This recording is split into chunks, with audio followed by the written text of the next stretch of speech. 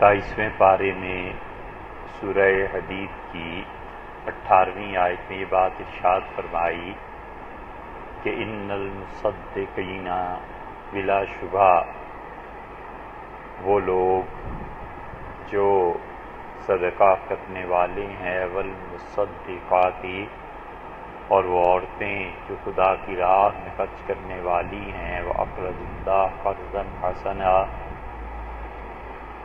اور اللہ تعالیٰ کو اچھا قرض دینے والے ہیں، یضاعف لہم ولہم اجر کریم اللہ ان کے لیے اس اجر کو بڑھا دے گا، عزت کے ساتھ اجر بھی دے گا، اور اللہ تعالیٰ جب واپس کرے گا، لوٹائے گا تو ان کو بہترین صورت میں عنایت ہوگی۔ اس آیت کریمہ میں جو مرکزی بات چلی آ رہی تھی، اللہ تعالیٰ نے وہ ارشاد فرما دی اور یہ بتایا کہ اللہ کی راہ میں جس طرح جان کا خرچ کرنا ضروری ہے، بالکل ایسے ہی اپنے مال کا خرچ کرنا بھی ضروری ہے۔ اور صحابہ کرام رضی اللہ عنہم کو سمجھا دیا کہ مال خرچ کیے بغیر اسلام کا شیوع اور اسلام کا پھیلنا اور لوگوں کو دعوت دینا یہ بہت کٹھن مرحلہ بن جائے گا۔ اس لیے رسول اللہ صلی اللہ علیہ وسلم اپنے طرز عمل سے یہ بات لوگوں کے سامنے رکھتے تھے کہ جتنا بھی مال ہے وہ اللہ کی راہ میں خرچ کیا جائے، اور خاص طور پہ جب ہنگامی صورتحال پیش آئے تو پھر اس وقت اس صورتحال سے نمٹنے کے لیے انسان زیادہ سے زیادہ قربانی دے۔ یہ ایسے ہی ہے جب سیلاب آ جاتا ہے اور شہر اس کے سیلاب کے خطرے میں ہوتا ہے اور کہتے ہیں کہ پشتہ باندھیے، یعنی پانی کے آگے ایسی چیزیں رکھیے جو پانی کا رخ کسی اور طرف تبدیل کر دے۔ تو اس موقع پہ اجتماعی زندگی کو بچانے کے لیے بچہ یا بوڑھا جو شاید ایک اینٹ نہ اٹھا سکتا ہو وہ بھی چل پڑتا ہے کہ میں اپنا حصہ ڈالوں، ممکن ہے میرا کام کچھ ہو جائے اور شہر بچ جائے۔ حضرت رسالت پناہ صلی اللہ علیہ وسلم کی زندگی میں 2 مواقع کم سے کم ایسے پیش آئے جب شدید ضرورت تھی، اور اس موقع میں سے ایک پہ تو آپ نے بالکل واضح طور پہ اپیل کی، اور دوسرے موقع پہ رسول اللہ صلی اللہ علیہ وسلم نے فرمایا تو کچھ نہیں، لیکن عملاً آپ نے لوگوں کے ذمے یہ چیز ڈال دی کہ وہ اپنے مال کو اللہ کی راہ میں نہ صرف یہ کہ خرچ کریں بلکہ جو کچھ ہے آدھے حصے سے دستبردار ہو جائیں اور آدھا حصہ دے دیں۔ پہلا موقع وہ آیا ہجرت کے بعد کہ سینکڑوں صحابہ کرام رضی اللہ عنہم ہجرت کر گئے، عورتیں بھی تھیں، بچے بھی تھے، جوان بھی تھے، بوڑھے بھی تھے، اور وہ لوگ بھی تھے جو بنیادی طور پر نہیں کما سکتے تھے اپنی جسمانی کمزوری کی وجہ سے۔ تو رسول اللہ صلی اللہ علیہ وسلم نے اس موقع پر اس حکمت عملی سے کام لیا کہ آپ نے بھائی چارہ کرا دیا، اخوت جسے کہتے ہیں وہ قائم کی، اور ایک ایک مہاجر صحابی رضی اللہ عنہ کو کسی نہ کسی کے ساتھ لگا دیا، فرمایا تم اس کے بھائی ہو، آپ اس کے بھائی ہیں، آپ اس کے بھائی ہیں، اور ان کے ساتھ نصف حصہ تقسیم کر لو، آدھا آدھا کر لو۔ اور اتنا جذبہ تھا یہ صحابہ کرام رضی اللہ عنہم میں کہ ان لوگوں کو اپنے گھروں میں اپنے ساتھ لے گئے، اور اللہ نے اس کا اعتراف کیا ہے۔ اللہ نے فرمایا والذین آووا، اور جنہوں نے انہیں ٹھکانہ دیا، ایک جگہ فرمایا تبوأ الدار، اور انہیں اپنے گھروں میں جگہ دی۔ اللہ تعالیٰ نے بتایا ہے کہ قیامت میں اللہ ان انصار کے اجر کو ضائع نہیں کرے گا، اللہ ان کو بہت زیادہ اجر دے گا۔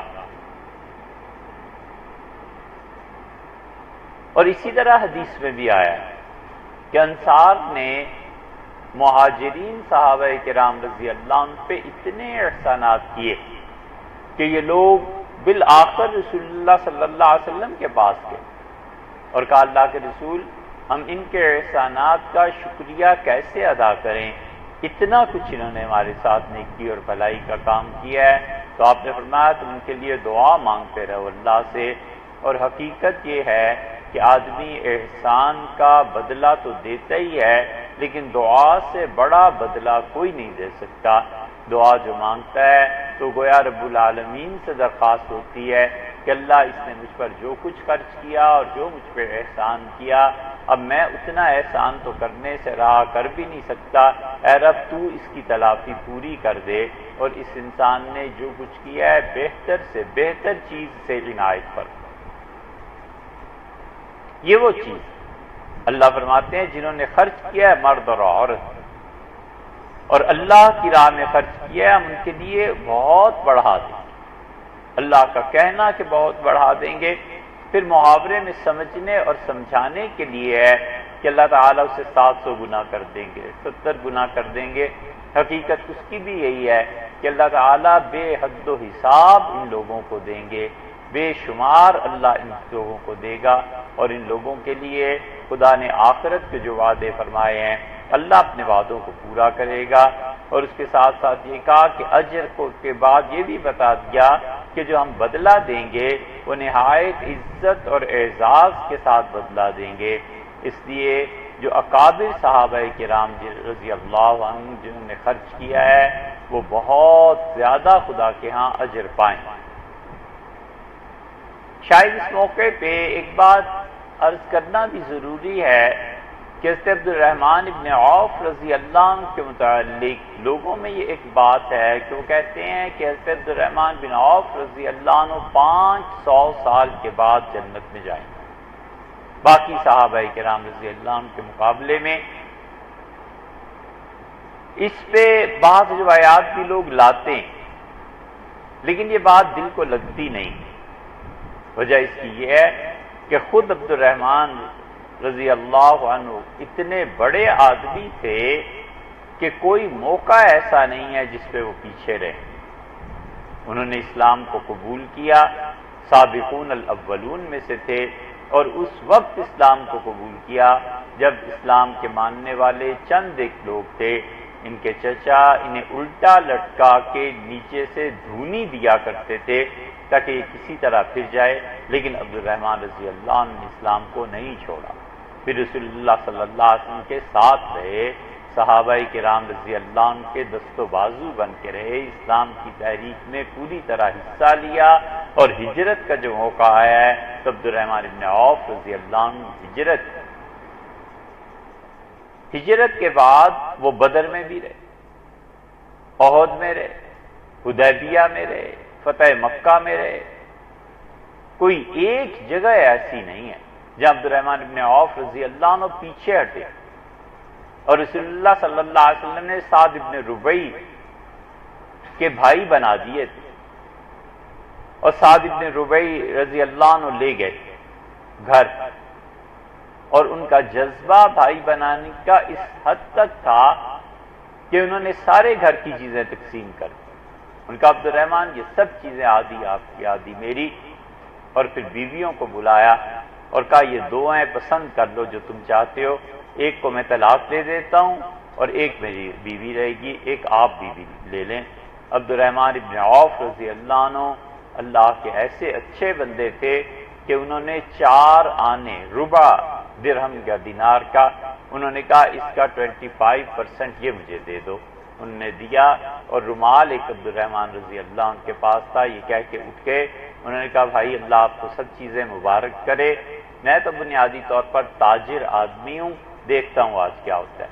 منڈی میں چلے گئے، کھجوریں خریدیں، اور ایک درخت کے نیچے دوسری منڈی میں بیٹھ کے پھیلایا رومال کو، کھجوریں رکھ دی، بس اس دن وہ شام کو آئے تو انہیں جو نفع ملنا تھا وہ ملا۔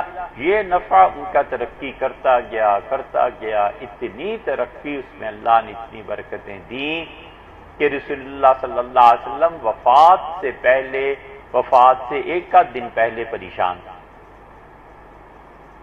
بیویاں بھی آئیں، اور نبی کریم صلی اللہ علیہ وسلم کے یہ چند دن جو گزرے ہیں پوری امت کے لیے رہنمائی، اور اس میں یکے بعد دیگرے ایک سے ایک بڑا واقعہ پیش آیا، اور جو واقعات کئی مہینوں میں حضور صلی اللہ علیہ وسلم کے پاس پیش آتے گھنٹوں میں گزر، اللہ نے دکھا دیا کہ تمہارے نبی صلی اللہ علیہ وسلم اس بلند کردار کے آدمی ہیں، اور دوسرے لوگوں کے ساتھ ان کا کیا تعلق ہے۔ جس رات کے بعد صبح وفات ہوئی ہے حضور صلی اللہ علیہ وسلم کی، 3 مرتبہ پوچھا کہ علی آئے؟ ام المومنین ام سلمہ رضی اللہ عنہ کہتی ہیں کہ میں نے عرض کیا کہ آپ کے کام میں گئے ہوئے ہیں، پھر تھوڑی دیر کے بعد گزری اور فرمایا علی آئے ہیں؟ ہم نے کہا بھی نہیں پہنچے۔ پھر رسول اللہ صلی اللہ علیہ وسلم، پھر علی جب آئے ہیں تو ساری رسول اللہ صلی اللہ علیہ وسلم کی بیویاں اٹھ گئیں، کیونکہ وہ جانتی تھی کہ آپ تنہائی چاہتے ہیں، اور سیدنا علی رضی اللہ عنہ کو اشارے سے آپ نے اتنا قریب اپنے کیا کہ ان کے ہونٹ آپ کے کانوں کے ساتھ لگ گئے، اور پھر رسول اللہ صلی اللہ علیہ وسلم نے بہت طویل گفتگو ان سے کی۔ ایسے ہی سیدنا ابوبکر رضی اللہ عنہ کو امامت دے دی، ایسے ہی حضرت عمر رضی اللہ عنہ کی آواز سنی کہ آپ کی جگہ وہ نماز پڑھا رہے ہیں تو بلا کے ڈانٹا، اور جب میں نے کہا کہ ابوبکر نماز پڑھائیں گے تو کیوں عمر نماز پڑھا رہے ہیں؟ یہ سب کچھ بہت سی چیزیں ان دنوں میں پیش آئیں، اور ان میں سے ایک یہ تھا کہ آپ نے وفات سے پہلے اپنی بیویوں کو دیکھا اور فکر تھی، اور آپ نے کہا میرے بعد تمہارے ساتھ وہی نیکی کرے گا جو اللہ کا بہت نیک بندہ ہوگا اور بڑا صبر کرنے والا ہوگا، جو تمہارے اخراجات کو پورا کرے گا۔ 11 بیویاں بیٹھی ہوئی ہیں، سب کی سب، اور رسول اللہ صلی اللہ علیہ وسلم آیا بس تمہارے ساتھ تو نیکی وہی کرے گا جو اللہ کے محبوب بندوں میں سے۔ عبد الرحمن ابن عوف رضی اللہ عنہ آ گئے، اور رسول اللہ صلی اللہ علیہ وسلم کے چہرہ مبارک کو دیکھ کر بات کرنے لگے اور کہنے لگے اللہ کے رسول کچھ پریشانی ہے؟ آپ نے فرمایا ہاں میری طبیعت پہ ایک بوجھ ہے۔ تو انہوں نے خود ہی عرض کیا کہ آپ اپنی بیویوں کے بارے میں پریشان ہو رہے ہیں کہ آپ کے بعد کیا بنے گا؟ تو آپ نے فرمایا مجھ پہ بوجھ ہے۔ میں کہا اللہ کے رسول اس میں کیا بوجھ ہے؟ میرا فلاں باغ جس کے اتنے ہزار آمدنی ہے سالانہ، فصل آئے گی اور میں اپنی بیویوں میں برابر کی وہ فصل بانٹ دوں، سب کو یکساں حصہ دوں، مطلب یہ کہ اگر ایک بھی رہ جائے گی تو اسے پورا حصہ مل جائے گا۔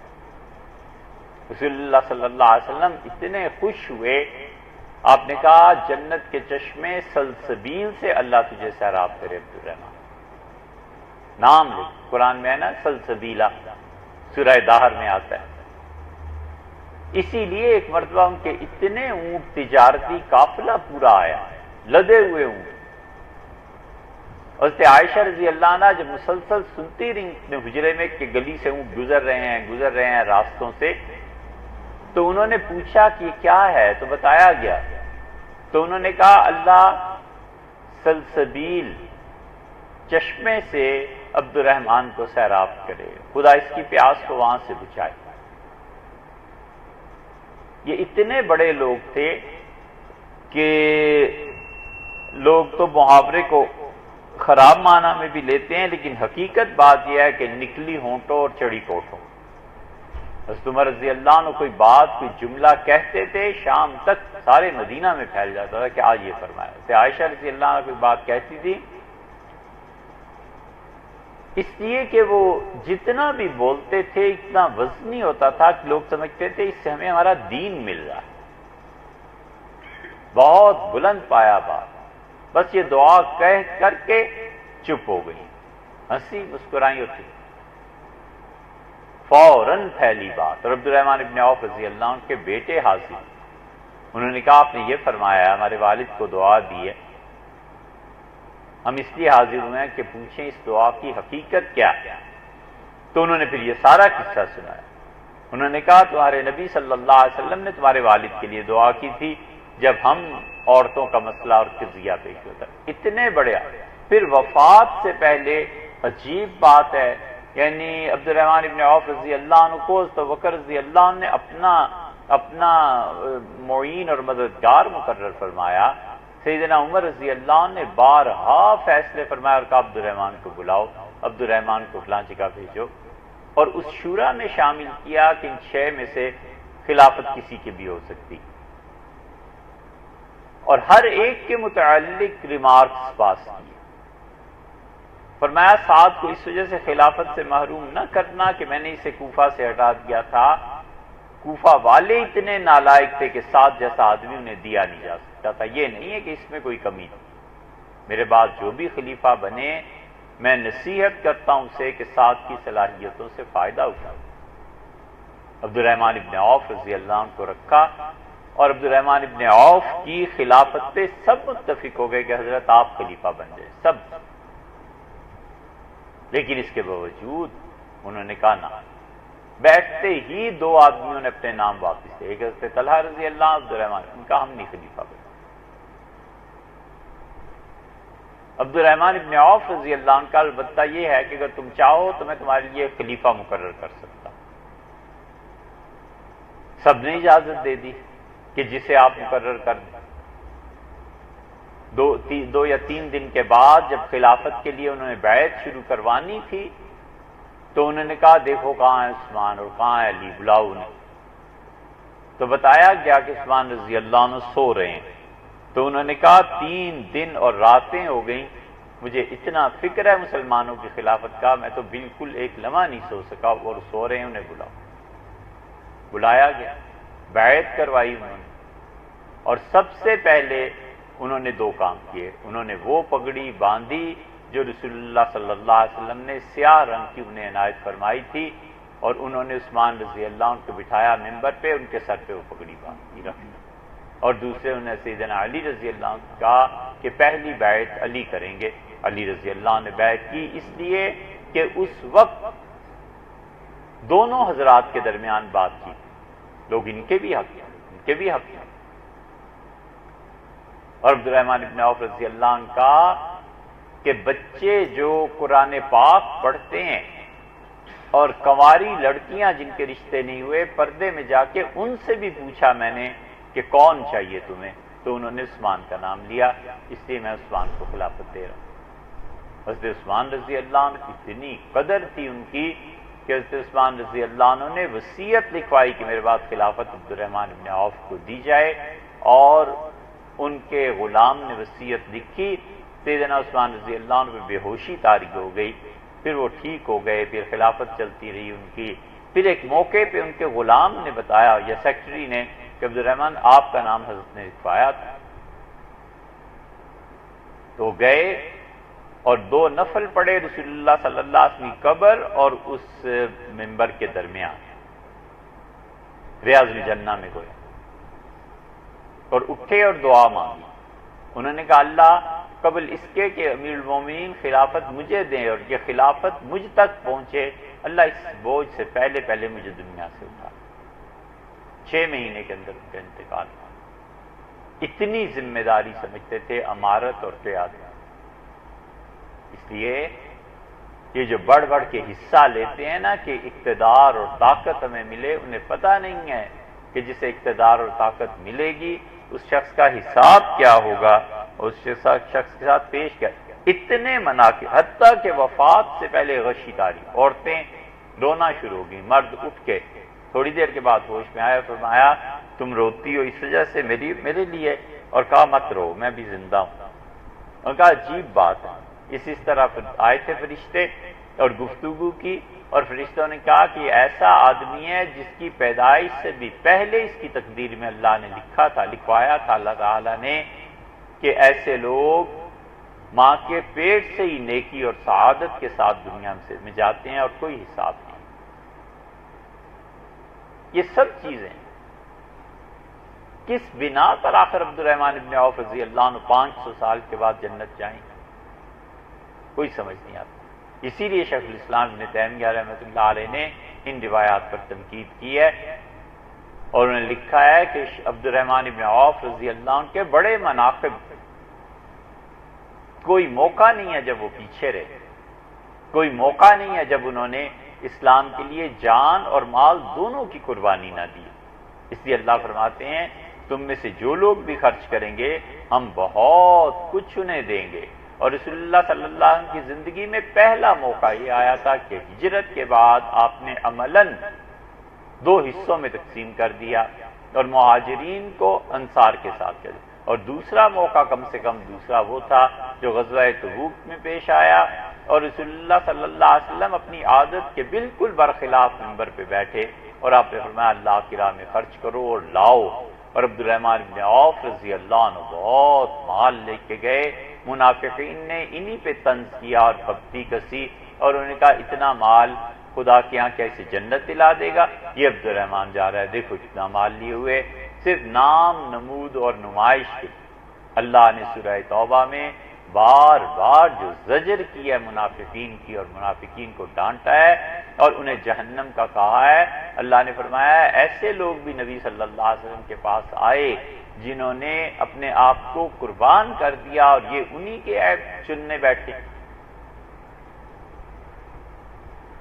یہ دوسرا موقع، سیدنا عثمان رضی اللہ عنہ نے اتنا کچھ دیا، رسول اللہ صلی اللہ علیہ وسلم کی خواہش تھی کہ ان کا داماد اور بھی خرچ کرے۔ انہوں نے اٹھ کے کہا 100 اونٹ فوجی کے ساز و سامان کے ساتھ اللہ کے رسول پیش کرتا ہوں۔ کَأَلَّمْ يَسْمَعْ، حضور صلی اللہ علیہ وسلم جیسے سنا ہی نہیں، ادھر ادھر دیکھتے رہے، لوگوں کو کہتے رہے۔ پھر عثمان رضی اللہ عنہ کہ اللہ کے رسول 200 اونٹ مزید دیتا، 300 ہو گئے۔ پھر بھی رسول اللہ صلی اللہ علیہ وسلم گویا سنا نہیں۔ پھر عثمان اٹھے اور کہا 300 اونٹ، 600 اونٹ میرے ساز و سامان کے، یہ کروڑوں میں بنتے ہیں آج۔ پھر بھی رسول اللہ صلی اللہ علیہ وسلم جیسے سنا ہی نہیں، انداز محبت کا بتاتا تھا کہ اور بھی کچھ کرو۔ عثمان رضی اللہ عنہ کی جیب میں جو کچھ سونا، جو کچھ سکے تھے،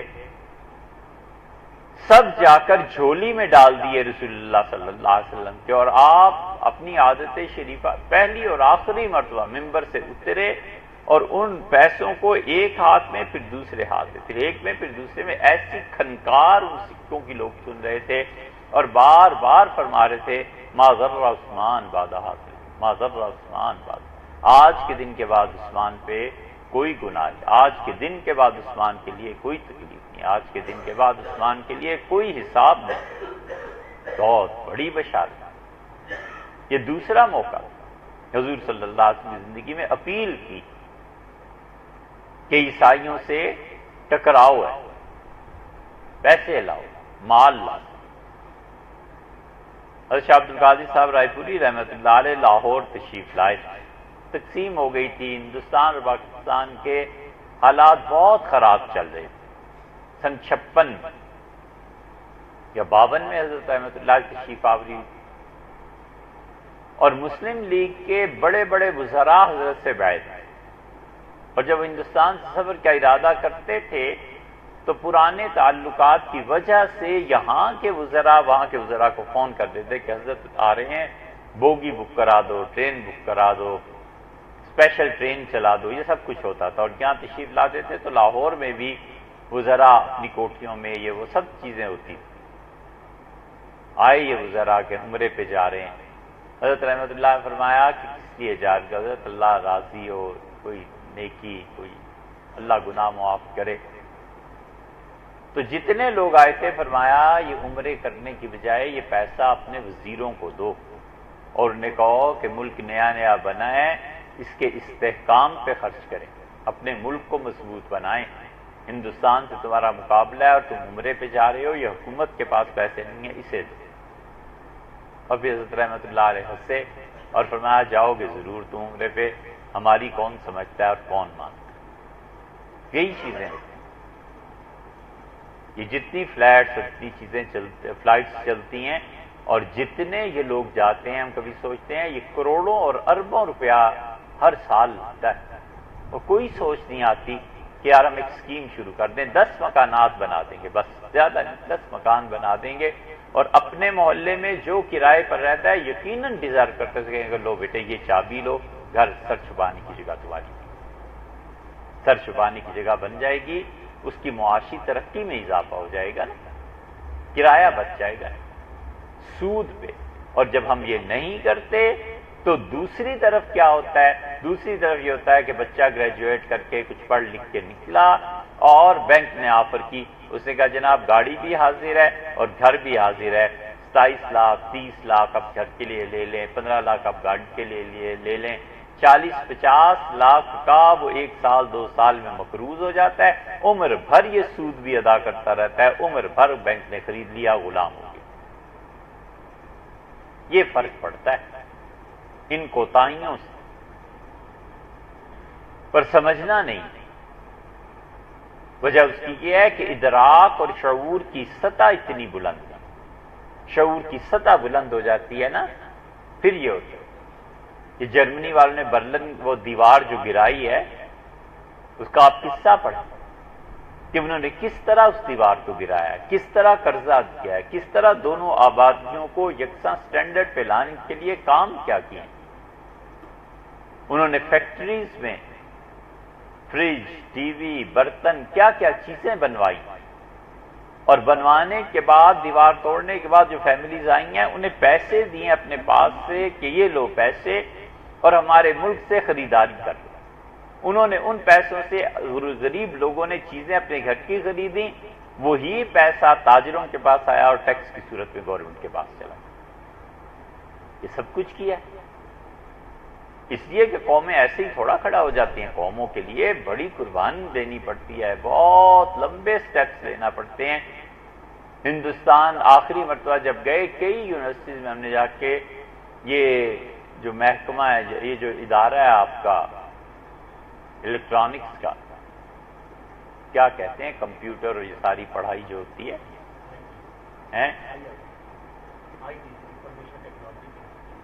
آئی ٹی،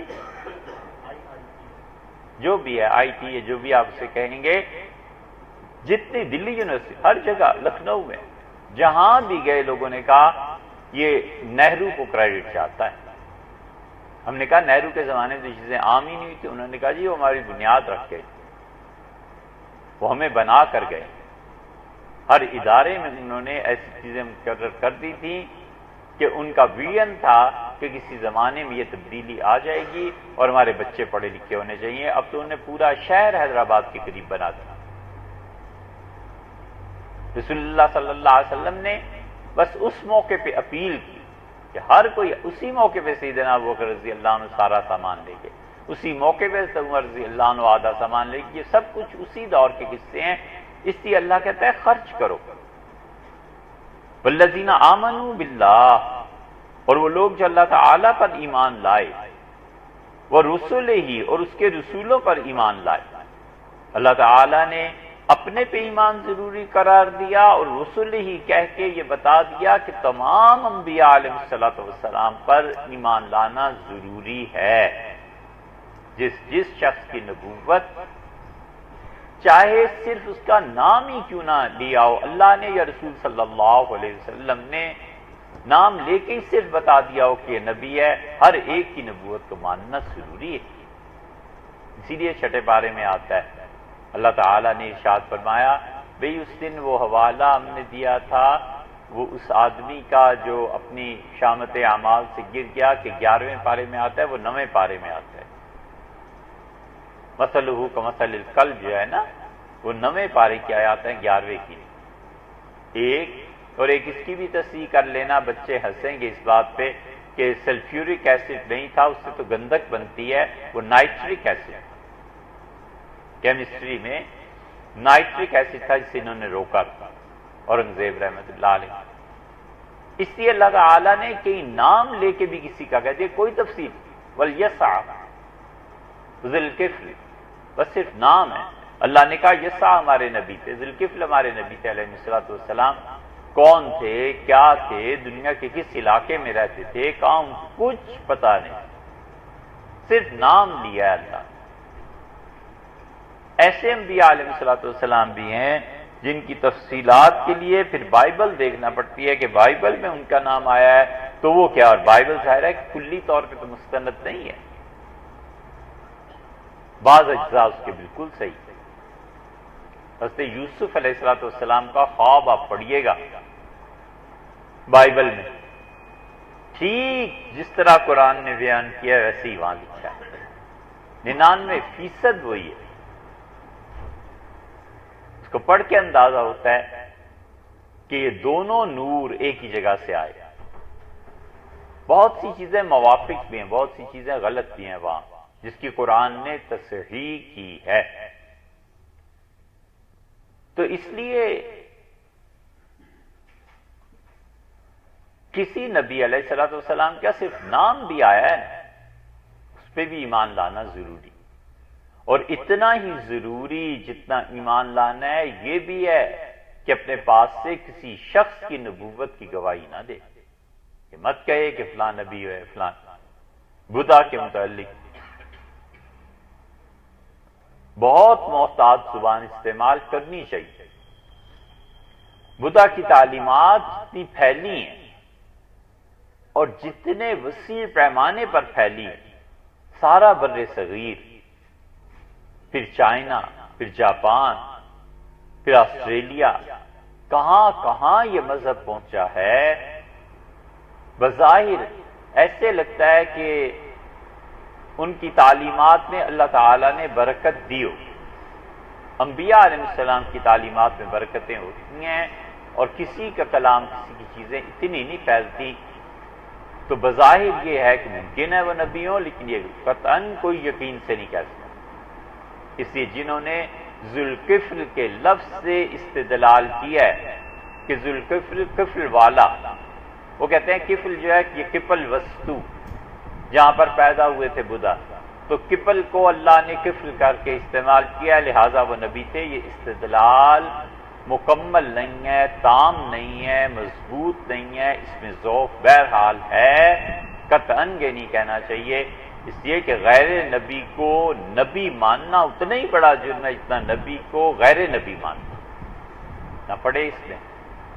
لیکن اللہ تعالیٰ نے جتنے بھی انبیاء علیہ السلام، اللہ کہتا ہے سب پہ والذین آمنوا باللہ، اور وہ لوگ جو اللہ تعالیٰ پر ایمان لائے، ورسلہ، اس کے رسولوں پر، اگر رسولوں پر ایمان نہ لائیں تو یہ بہت بڑا الزام اور عیب، معاذ اللہ، استغفر اللہ، خدا کی ذات میں ہوتا ہے کہ اللہ تو نے تو رسولوں کو بھیجا ہی نہیں، انبیاء علیہ السلام آئے نہیں، ہم تیری راہ کیسے تکتے، تجھ تک کیسے پہنچتے، کیسے پتا چلتا کہ گائے حلال ہے اور سور حرام، کیسے پتا چلتا کہ نکاح کے لیے کون سے رشتے درست ہیں اور کون سے رشتے غیر درست، پتہ ہی نہیں تھا اللہ کیا کرتے۔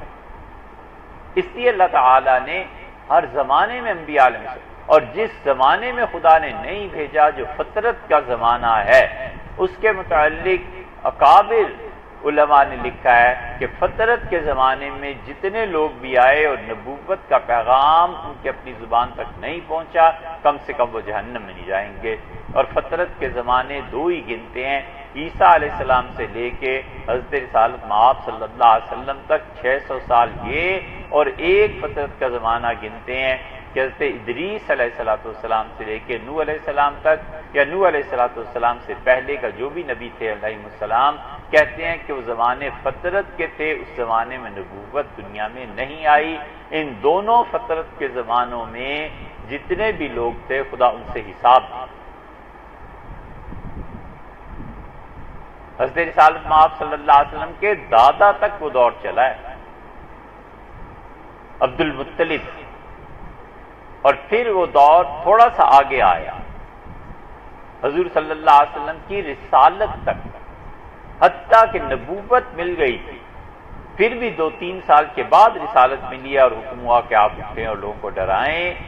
یہ 2-3 سال جو تھے، اس میں بھی جو لوگ دنیا سے گئے، ورقہ بن نوفل وغیرہ، ان کے متعلق تو خود رسول اللہ صلی اللہ علیہ وسلم نے گواہی دی، اور یہ قیامت تک کے لیے کلیہ قاعدہ ہے۔ یہ واحد مسئلہ ہے، ہم نے عقیدے پہ 100 سے زیادہ بیانات ریکارڈ کروائے ہیں کہ عقیدہ اللہ کی صفات کے بارے میں کیا ہونا چاہیے۔ ہم نے وہاں صراحت کی ہے کہ یہ واحد مسئلہ ایسا ہے جس میں ہم ماتریدیوں سے اشاعرہ کی طرف گئے، کیونکہ ماتریدی موقف یہ ہے کہ وہ کہتے ہیں کہ اللہ کو مانتا ہو۔ حضور صلی اللہ علیہ وسلم کا کسی نبی علیہ السلام کا پیغام پہنچا یا نہیں پہنچا، وہ کہتے ہیں خدا کو ماننے کے لیے صرف اتنا سمپلی ماننا کہ کوئی سپر پاور، کوئی طاقت، کوئی ہستی ہے، وہ کہتے ہیں بس اتنا مانتا ہو پھر نجات ہوگی، کیونکہ وہ کہتے ہیں کہ اللہ کی معرفت بر بنائے عقل ہے کہ آدمی خود بھی تو غور کرے نا یہ کائنات کیسے چل رہی ہے۔ اشاعرہ کہتے ہیں کہ اللہ کی معرفت بر بنائے رسالت ہے کہ رسول بتائے۔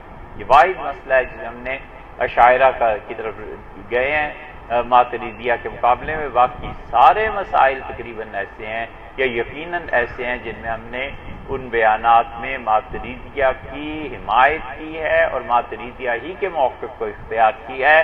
اس لیے تمام انبیاء علیہ السلام پر، رسولوں پر ایمان لائے، وگرنہ اللہ کے لیے یہ ثابت کرے گا کہ خدا نے ایک طرف رسول نہیں بھیجے اور دوسری طرف لوگوں کو جہنم میں ڈال دیا، یہ خود بخود ثابت ہو۔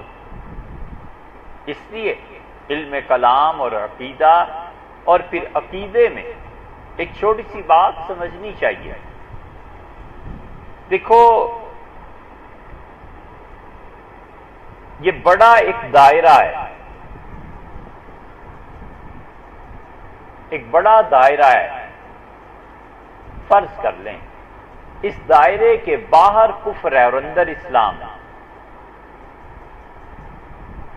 باہر یہودی ہیں، عیسائی ہیں، کوئی ہے باہر ہے، اس دائرے کے اندر وہ تمام فرقے ہیں جو مسلمان ہونے کا دعویٰ کرتے ہیں۔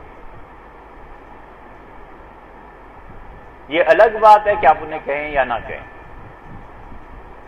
اس دائرے کے اندر مسلمان ہونے کا جو دعویٰ کرتے ہیں اور مسلمات سے انکار کرتے ہیں، یقیناً وہ دائرے سے خود بخود باہر نکل جائیں گے۔ مثلا ایک آدمی کہتا ہے اللہ ہی نہیں ہے، اب اس دائرے کے اندر کہاں ہے؟ وہ باہر ہے۔ ایک آدمی کہتا ہے قرآن پاک خدا کی کتاب نہیں ہے، استغفر اللہ، حضور صلی اللہ علیہ وسلم اپنے پاس سے گھڑ لی تو خود بخود ہی اس دائرے سے نکل گیا۔ اس دائرے کے اندر جتنے بھی مسلمان ہونے کے مدعی ہیں، مثلا مرزائی ہیں، وہ ایک اور آدمی کے لیے نبوت کے قائل ہیں، تو وہ خود بخود ہی اس دائرے سے باہر نکل گیا۔ اس دائرے کے اندر جو لوگ اپنے آپ کو مسلمان کہتے ہیں اور ان کی کوئی عقیدہ اسلام سے نہیں ٹکراتا، تو پھر وہ اس دائرے کے اندر ہوتے ہوئے مسلمان ہیں۔ اس دائرے کے اندر ایک اور چھوٹا دائرہ ہے، وہ چھوٹے دائرے میں سمجھیے اس کے اندر اہل سنہ ہے۔ یہ اہل سنت والجماعت ایک دائرے کے اندر ہیں، اس دائرے سے باہر نکلیں تو اور بھی ہیں جو اہل سنہ نہیں ہیں، وہ اپنے آپ کو اہل سنت کہتے ہی نہیں، وہ عقیدے میں بدعات کے مرتکب ہیں، نئی سے نئی چیزوں کے مرتکب ہیں، اور اس دائرے سے باہر نکل جائیں تو کفر ہے۔ اس دائرے کے اندر آئیں گے تو مسلمان ہیں، اور مسلمانوں کے دائرے سے بھی پھر چھنائی ہوگی، اندر آئیں گے تو یہ اہل سنت ہے۔ یہ ترتیب۔ اب اس بڑے دائرے کے اندر اور اس چھوٹے دائرے کے باہر جو لوگ کھڑے ہیں کون ہیں؟ ان میں بہت سے لوگ اہل تشیع میں، ہر شیعہ کافر نہیں، ہر شیعہ کو کافر کہا بھی نہیں جا سکتا، آپ کے اکابر اسی کے قائل۔ ابھی مفتی رفیع عثمانی صاحب کے فتاوی چھپ کے آئے ہیں، اور مفتی صاحب نے اس میں صراحتاً لکھا ہے کہ شیعہ کا ذبیحہ جائز ہے اگر اس کے عقیدے کفر تک نہیں پہنچے۔ یہ تو بھی زندہ ہیں، اس لیے جتنے یہ نعرے لگاتے رہے نا، کافر کافر، شیعہ کافر، جو نہ بولے وہ بھی کافر، جو نہ مانے وہ بھی کافر، یہ سارے نعرے ہم اس وقت بھی کہتے تھے کہ اللہ کے بندو ہوش کرو، کرنے کیا چلے۔ اس دائرے میں وہ شیعہ شامل ہیں جو مسلمان تو ہیں لیکن اہل سنہ میں نہیں ہیں۔ مثلا وہ یہ کہتا ہے کہ سیدنا علی رضی اللہ عنہ سب سے افضل تھے سارے صحابہ کرام رضی اللہ عنہ، ہم کہتے ہیں نہیں، وہ چوتھے نمبر پہ تھے، ہمارا عقیدہ یہ۔ وہ اس دائرے میں کھڑا ہو کر کہتا ہے کہ جادو کچھ نہیں ہے۔ یہ عجیب بات ہے، جتنے جادو ٹونا تعویذ، یہ شاہ اور فلانا شاہ اور فلانا شاہ، ان کے ناموں کے ساتھ یہ لکھا ہوتا ہے جعفری اور کون، اور حقیقت میں شیعہ کا عقیدہ یہ ہے کہ جادو نام کی کوئی چیز ہوتی ہی نہیں، نہ کسی پہ چلتا ہے، جو ان کے عقائد کی کتابوں میں لکھا ہے۔ اگر کوئی شیعہ یہ کہتا ہے کہ نہیں تو اسے خود اپنے عقیدے کی خبر نہیں۔ اس لیے کئی ایک عامل یہ وہ، ہم نے کہا حضرت آپ کے تو عقیدے میں یہ ہے ہی نہیں، آپ کو کہا آپ نے کون سی کتاب عقیدے کی اپنی پڑھی؟ تو ایک کتاب کا نام نہیں دے سکے۔ بڑے مجتہد ہمارے دور کے سرگودا کے غلام حسین نجفی ہیں، ہم ان کی خدمت میں حاضر ہوئے، ان کی لائبریری بہت شاندار لائبریری، کچھ چاہیے تھی کتابیں، تو ہم نے ان سے عرض کیا کہ حضرت آپ کے ہاں عقیدے میں جادو، ان کا کوئی جادو نہیں ہوتا، سب غلط ہے، خود انہوں نے فرمایا۔ اس لیے وہ جو شیعہ کہتا ہے جادو ہے ہی نہیں، ہم کہتے ہیں آپ اہل سنت کے دائرے سے باہر ہیں، لیکن آپ کا جادو کا نہ ماننا آپ کو اس بڑے دائرے سے باہر نہیں کرتا جو کفر ہے۔ سیدنا علی رضی اللہ عنہ سب سے افضل ہیں، جادو نہیں۔ ایک اور اس کا عقیدہ ہے، وہ کہتا ہے اللہ تعالیٰ کو قیامت میں نہیں دیکھا جا سکتا۔ یہ میں نے بہت سے مجتہدین سے، ان کا بالکل ہمارا یہ عقیدہ ہے۔ ہم اہل سنہ کہتے ہیں کہ قیامت میں یقیناً اللہ کی زیارت اور رؤیت ہوگی، اللہ تعالیٰ اس سے محروم نہ فرمائے۔ ہم کہتے ہیں یقیناً وہ ہوگی۔ اب یہ جو عقیدے ہیں نا جو نہیں مانتا، یہ اہل سنہ کے دائرے سے باہر ہے، لیکن اس نے وہ بڑا دائرہ کراس کر کے کفر تک پہنچ گیا۔ وہ یہ کفر تک وہ شیعہ فرض کر لیجئے، وہ اس وقت پہنچے گا جب وہ کہے گا قرآن ہے ہی، قرآن کو میں مانتا ہی۔ جب وہ یہ کہے گا کہ وہی معاذ اللہ استغفر اللہ، سیدنا علی رضی اللہ عنہ پہ آنی تھی، جبریل سے غلطی ہوئی کہ محمد صلی اللہ علیہ وسلم کے گھر گئے، جب وہ یہ کہے گا تو پھر کفر ہوگا۔ اگر وہ یہ مانتا ہی نہیں ہے، اس نے سنا ہی کبھی نہیں ہے، جانتا ہی نہیں ہے، تو کس بنیاد ہم یہ کہیں گے یہ بدعتی ہے کیونکہ اہل سنہ میں نہیں ہے، یہ نہیں کہیں گے کہ کافر۔ اور دوسری بات یہ ہے کہ کسی بھی شخص کو کافر کہنے کی ضرورت ہی آخر کیا پیش آ گئی؟ آدمی بڑی آسانی سے کہہ سکتا ہے کہ جاؤ یار مفتیوں سے پوچھو، علماء سے تحقیق کر، مجھے نہیں پتا، مجھے کچھ نہیں کہنا، بس جاؤ علماء سے پوچھو، وہ دے فتویٰ کو۔ اس لیے اللہ کہتا ہے ایمان لاؤ اس کے تمام رسولوں پر، اولئک هم الصدیقون، اور یہ جو لوگ ہیں اللہ اور اس کے تمام رسولوں پر علیہ السلام ایمان لانے والے، یہ صدیق ہیں۔ والشہداء عند ربہم، اپنے پروردگار کے ہاں یہ گواہ ہیں۔ دو لفظ استعمال فرمائے، ایک صدیق اور ایک شہید۔ صدیق اصل میں شہید سے بھی کہیں اوپر کا رتبہ ہے۔ صدیق وہ ہے جس کی فکر اتنی گہری ہوتی ہے کہ اس چراغ کو محض آگ دکھانے کی ضرورت ہے۔ سیدنا ابوبکر رضی اللہ عنہ کی پیاس عروج پر تھی، حضرت رسالت پناہ صلی اللہ علیہ وسلم نے اسلام کا کہا، نبوت کا اعلان فرمایا، اور بغیر کسی کی دعوت کے حضرت ابوبکر رضی اللہ عنہ مسلمان ہوئے۔ یہ سوچنے کی بات ہے۔ ابوبکر رضی اللہ عنہ کسی نے دعوت نہیں دی جا کے، حضور صلی اللہ علیہ وسلم سے بتایا تھا کہ خدا نے رسالت عنایت فرمائی ہے، انہوں نے کہا اللہ کے رسول بالکل ٹھیک ہے، آپ خدا کے رسول۔ ابوبکر رضی اللہ عنہ دعوت کے مسلمان نہیں ہوئے، وہ اپنی فکر کے اعتبار سے اتنے بڑے آدمی تھے کہ جانتے تھے کیا ہونا ہے اور کیا ہو سکتا ہے۔ خلافت سنبھالتے ہی انہوں نے 3 اتنے بڑے کام کیے کہ اگر وہ نہ کرتے، ابو ہریرہ رضی اللہ عنہ کا کہ اگر ابو بکر نہ کام کرتے تو اس زمین پہ خدا کی عبادت نہ ہوتی، اور ابو بکر نہ ہوتے تو نماز بھی نہ پڑھی جاتی۔ سیدنا ابو بکر رضی اللہ عنہ ریاست کی تشکیل کرتے، بہت بڑا کارنامہ۔ سیدنا ابوبکر رضی اللہ عنہ نے معاشرے کی دوسرا کارنامہ یہ کیا کہ وہ سطح قائم رکھی جس سطح پہ رسول اللہ صلی اللہ علیہ وسلم چھوڑ کے گئے۔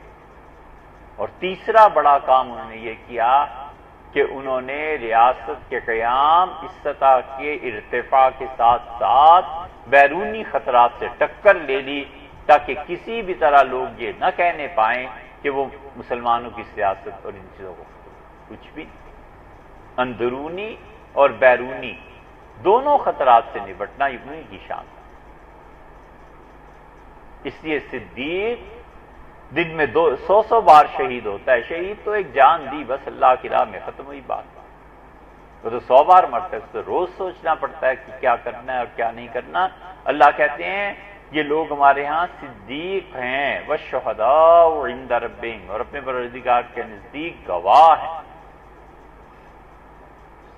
اللہ کے ہاں بہت سی چیزیں گواہی دیں گے، انسان کے ہاتھ پاؤں گواہی دیں گے، اور انسان تعجب سے پوچھے گا کہ تم کیسے بول پڑے۔ مثلا انسان کا پاؤں گواہی دے گا کہ یہ چلا ہے۔ حضور اقدس صلی اللہ علیہ وسلم نے فرمایا قیامت کے قرب میں انسان کے جوتے کا تسمہ اسے بتائے گا کہ اس کے بعد گھر میں کیا ہوتا رہا۔ اب یہ آسان ہے سمجھنا، ٹیکنالوجی جس حساب سے ترقی کر رہی ہے، ممکن ہے کبھی ایسے تسمے آئیں اور ان میں کیا چیزیں ہوں۔ وہ تو آ گئے نا کہ گاڑی میں آفس سے نکلے اور پریس کیا تو گھر میں گیزر آن ہو گیا، 15 منٹ میں گھر پہنچے تو پانی گرم تھا۔ یہ چیزیں اب عام ہوتی جا رہی ہیں۔ قیامت میں انسان کے اعضاء گواہی دیں گے، قالوا انطقنا اللہ الذی انطق کل شیء، وہ کہیں گے جس پروردگار نے ساری چیزوں کو بولنے کی صلاحیت عنایت فرمائی ہے، اسی اللہ نے ہمیں بھی بولنے کی صلاحیت دی ہے۔ ہوگا کیا؟ زبان کے کلام کی صرف یہی اس کے جسم کے دیگر حصوں میں پیدا ہو جائے گی، وہ بھی گواہی دیں گے۔ گواہی دیں گے وہ زمین بِأَنَّ رَبَّكَ أَوْحَىٰ لَهَا، اس لیے کہ تیرا پروردگار زمین کو حکم دے گا کہ تجھ پہ کیا کیا ہوتا رہا ہے، زمین بولے گی۔ سیدنا علی رضی اللہ عنہ نے خزانے کو خالی کروایا، جھاڑو پھروایا اور 2 رکعتیں پڑھی اور کہا زمین اس بات پہ گواہ رہنا کہ تجھ پہ کسی نے سجدہ نہیں کیا اور علی نے سجدہ کیا۔ یہ آخرت کی فکر تھی، ایسے سوچتے۔ پھر ایک مرتبہ ایسے ہی کیا اور کہا زمین گواہ رہنا کہ تجھ پہ پیسے کی وجہ سے کوئی امکان کسی کے سجدے کا نہیں ہے، میں نے اللہ کے لیے سجدہ کیا۔ یہ سوچ ہے کہ اللہ کے ساتھ کیسے تعلق اور ارتباط قائم ہے۔ یہ زمین شہادت دے گی، قرآن خود کہتا ہے انسان ایک دوسرے کے بارے میں گواہی دیں گے، شہادتیں ہوں گی۔ یہ امت مجموعی اعتبار سے شہادت دے گی دوسری امتوں پہ۔ نوح علیہ السلام کو لایا جائے گا اور ان کی قوم کو بھی، اور صحیح بخاری میں آتا ہے کہ نوح علیہ السلام اپنی قوم کا کہیں گے تو اللہ تعالیٰ فرمائیں گے انصاف کا دن ہے، قوم انکاری ہو جائے گی، وہ کہیں گے نوح علیہ السلام نے پیغام ہی نہیں پہنچایا۔ اللہ کہے گا نوح اپنے گواہ لاؤ، اور رسول اللہ صلی اللہ علیہ وسلم نے فرمایا وہ پھر میری امت کو بلائے گے اور کہیں گے اے محمد صلی اللہ علیہ وسلم کی امت تم گواہی دو کہ میں نے اپنی قوم تک پیغام پہنچایا تھا۔ آپ نے کہا جب یہ امت گواہی دے گی تو پھر بولیں گے اور کہیں گے کہ اے رب ہمارا اور ان کا تو زمانے کا فرق ہے، ہم تو بہت پہلے تھے، یہ تو بہت بعد میں ہے، انہیں کیا پتا۔ تو پھر یہ امت کہے گی، وہ کہے گی اے پروردگار آپ کے کلام میں ہم نے یہ پڑھا، قرآن میں یہ پڑھا ہے، تو اللہ کہے گا میرا کلام جھوٹا نہیں۔ یہ ساری جرا ہوگی قیامت کی انبیاء علیہ السلام کی امتوں پر۔ یہ اسی لیے اللہ کہتا ہے شہداء علی الناس، اور تمہارا یہ فرض بنایا ہے، تمہارے ذمے لگایا ہے کہ تم دوسری امتوں کے انبیاء علیہ السلام کی گواہی دو۔ اسی لیے جن احادیث میں یہ آتا ہے نا یہ شہادتیں بہت ہوں گی، اور پھر اس امت کے علماء کو بلایا جائے گا کہ تم شہادت دو۔ اللہ کی وحدانیت کی شہادت ہی اس امت کے علماء دیں گے۔ اس امت کے علماء کوئی معمولی درجے کے نہیں ہوں گے۔ اللہ قیامت کے دن اپنے فیصلوں پر انہیں گواہ بنائے گا کہ ان سے پوچھو۔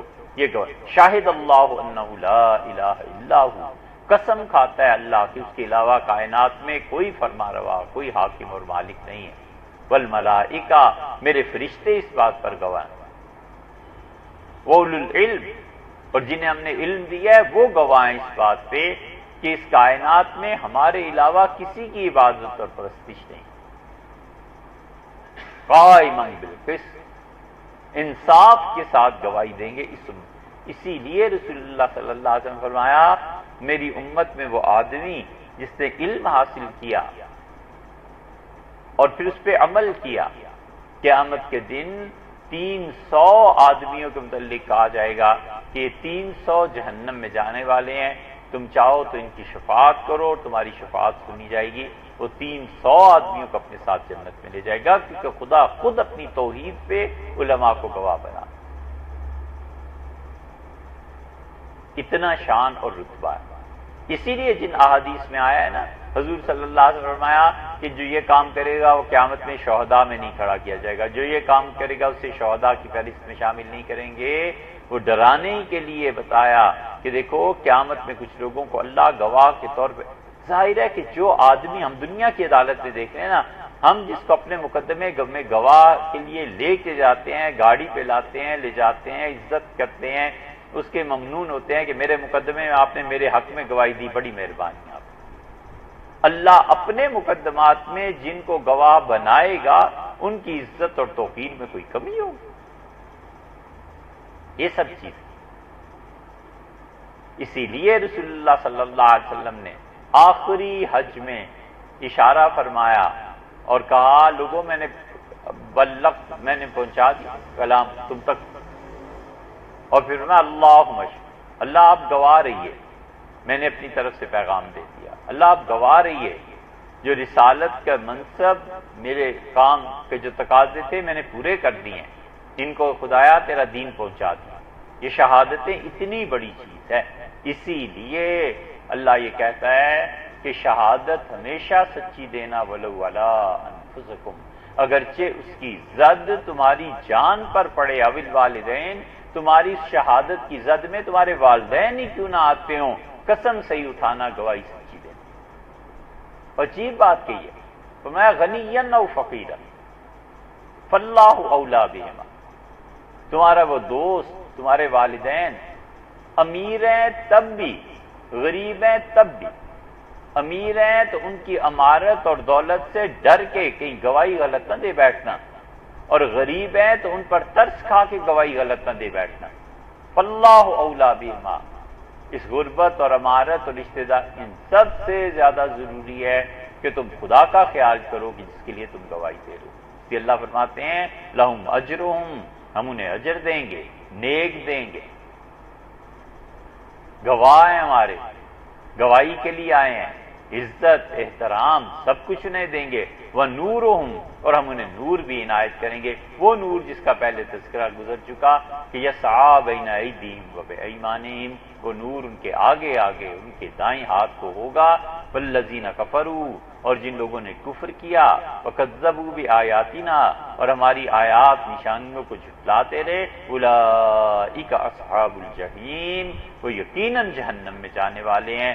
صاف بات کر دی کہ قیامت میں دو ہی راستے ہیں، ایک یہ ہے اور ایک یہ ہے، مائی وے اور ہائی وے، بس یا اس پہ چلو یا پھر مین شاہراہ پہ چلو، اس کے علاوہ تیسرا راستہ ہی کوئی۔ شہداء، صدیق، ہمارے کام کرنے والے ورکرز، ان میں آ جاؤ، یہ نہیں ہے نکل جاؤ، دوسری طرف چلے جاؤ جن کو سزا۔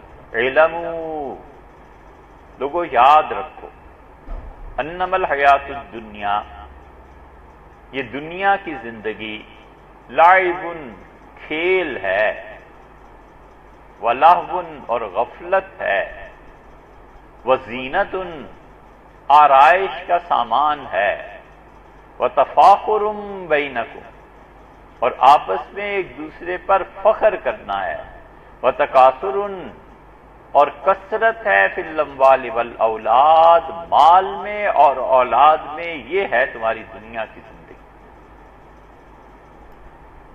دو ترجمے کیے گئے، انما الحیات الدنیا، تمہاری دنیا کی زندگی.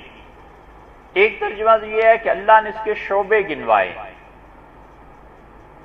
کہ تمہاری دنیا کی زندگی کیا ہے، یہ کھیل تماشا، یہ تمہاری دنیا ہے. اور ایک ترجمہ یہ کیا گیا ہے کہ ایک تمہاری دنیا کی زندگی، دوسرا تمہارا کھیل کود کا سامان، تیسرے تمہارے غفلت اور کھیلنا اور دنیا کو بازیچہ اطفال سمجھنا، وزینتن، اور اس کے ساتھ ساتھ آرائش.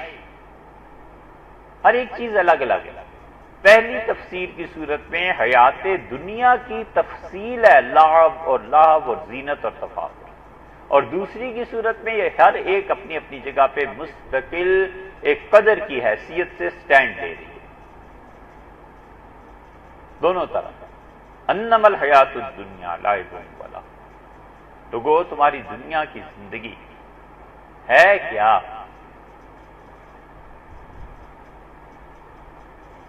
خواب تھا جو کچھ کے دیکھا اور جو بھی سنا افسانہ. حاصل عمر سے شد، پوری زندگی کی کمائی تین چیزیں.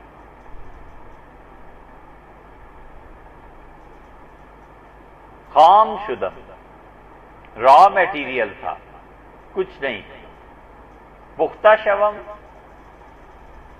جب جیا تو وہ خام مال پختہ ہو گیا، سوختم اور چل گیا، ختم. بس تمہاری دنیا کی زندگی یہ. انما الحیات الدنیا لعب، کھیل ہے. ایسی زبردست یہ مثال دی ہے نا خدا نے، ایک یہ اور ایک سورہ کاف میں آتی ہے، کما ان انزلناہ من السماء. تمہاری دنیا کی زندگی تو یہ ہے کہ ہم نے اوپر سے پانی نازل کیا، فاختلط بہ نبات الارض، اور اس زمین میں مٹی اور بیج سے ملا، اور پھر اس کی اٹھان آئی، زبد الرابیہ، اور پھر اس کے بعد وہ فصل جل کے تباہ ہو گئی، ختم ہو گئی. وہ جھاگ تھا جو پانی سے اتر گیا، اور بس. لعب، کھیل ہے. کیا ترتیب بیان فرمائی. بچپنا ہے، کھیل کود کے دن، ولہو، اور ایک تماشا ہے. کھیلتا ہے بچہ، شعور آتا ہے، پھر تماشا سامنے آتا ہے، تعلقات پہ غور کرتا ہے، تماشے کی چیزیں دیکھتا ہے، بازیگری کے سامان ہیں انہیں دیکھتا ہے، دل اس میں الجھ جاتا ہے کہ کیا بات ہے جناب، اس کھیل میں یہ ہے اور اس کے آلات یہ ہیں، اور بازیگری دیکھو اور تماشے دیکھو اور فلم. اللہ نے ایسی حقیقت بیان کی ہے جو ہر یہ دنیا، یہ طوائف ہر دور میں نئے لباس کے ساتھ، ہر دور میں یہ طوائف لبھانے کے نئے سامان کے ساتھ آتی ہے. فرمایا اس کو دیکھو، یہ بے حیا ولہو، اور کیا ہے؟ تماشے. اس تماشے پہ جا رہا ہے، وہ تماشا دیکھ رہا ہے، اور جو بڑا تماشا اور اس بڑے تماشے کا خود کردار اس کو آئینے میں نہیں دیکھتا کہ میں کیا تماشا کر رہا ہوں، میں بھی تو اس اسٹیج پہ ہوں، میں کیا کر رہا ہوں. وزینت، پھر اور بڑا ہوتا ہے، پھر زیبائش اور آرائش کی سوجتی ہے. کیا مجال ہے جو ایک بال ہوا اڑا دے، اور کیا مجال ہے جو بالوں کی اور مانگ کی بناوٹ میں فرق پڑ جائے. گھنٹہ گھنٹہ کھڑا ہے آئینے کے سامنے، کوئی کیا کہے کہ کیا دیکھے. تمثال آئینہ ہوں مگر اتنا ہوں نا قبول، منہ دیکھ لے وہ جس کے مجھے روبرو ہے. زینت، سب زیبائش ہے، آرائش ہے. ہاتھوں کے لیے الگ کریم ہے، پاؤں کے لیے الگ کریم ہے، فیشل فیس اس کو الگ طریقے سے بنانا ہے، چشمہ ایسے ہونا چاہیے، اوف ہو پینٹ کی کریز خراب توبہ توبہ، طلاق دے بیٹھے اگر پیٹ کی خرید خراب ہو جائے۔ وزینتن، اور لوگوں تمہاری دنیا کی زندگی یہ بس آرائش کا سامان ہے۔ جوانی ایسے ہی ہوتی ہے، گاڑی A1، جتنی دیر بیٹھے رہے کہیں گاڑی ٹچ نہ ہو جائے، داغ نہ لگ جائے، نئے ماڈل کی گاڑی، یہ سب کیا ہے؟ اللہ کہتا ہے یہ تمہاری آرائش کے سامان ہے۔ وَتَفَاخُرٌ بَيْنَكُمْ، اور آپس میں پھر فخر کرنا، آپ کس یونیورسٹی میں پڑھے ہو، میں کس یونیورسٹی میں پڑھا، اور آپ کے پاس کون سی ڈگری ہو، میرے پاس کون سی ڈگری۔ اس مرتبہ جو کرولا یار ابھی لی ہے، یہ تفاخر، یہ ہے آپس کے فخر کا سامان، تم یہ کرتے ہو۔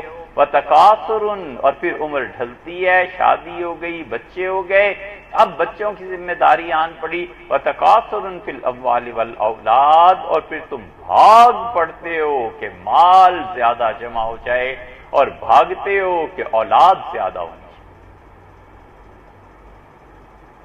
یہ ہے تمہاری دنیا، یہ ہے تمہاری زندگی۔